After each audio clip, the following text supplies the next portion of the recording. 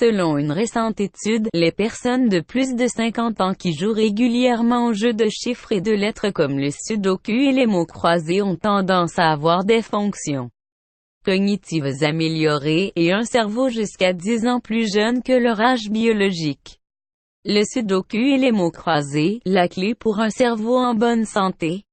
Au travers d'une étude publiée le 11 février 2019 dans la revue internationale Journal of Geriatric Psychiatry, des chercheurs britanniques ont montré que chez les personnes âgées de plus de 50 ans, jouer régulièrement aux jeux de chiffres et de lettres aurait un impact positif sur les fonctions cérébrales. Pour arriver à cette conclusion, les scientifiques ont suivi 19 078 personnes en bonne santé, âgées de 50 à 93 ans.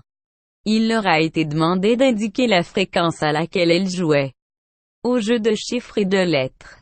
Les participants ont également été soumis à une batterie de tests cognitifs pour évaluer plusieurs de leurs fonctions cérébrales telles que le raisonnement, l'attention, le traitement de l'information, la fonction exécutive, la mémoire de travail et la mémoire épisodique.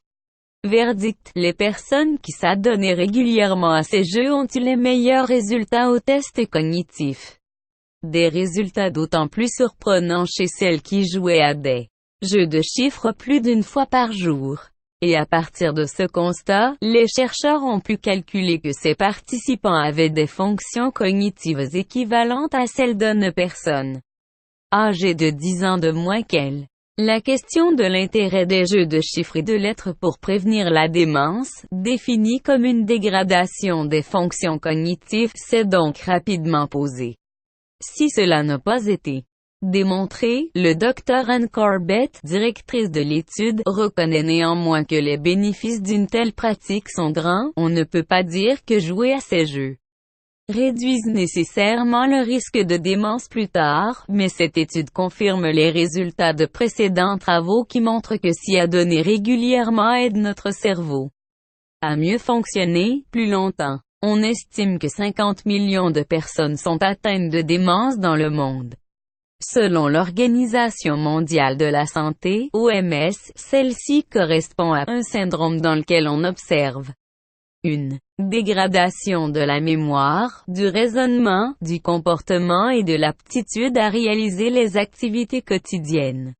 Cette perte progressive des capacités cognitives peut se traduire par une désorientation, une perte de notion du temps, des difficultés à marcher et à communiquer ou encore des pertes de mémoire qui deviennent de plus en plus importantes.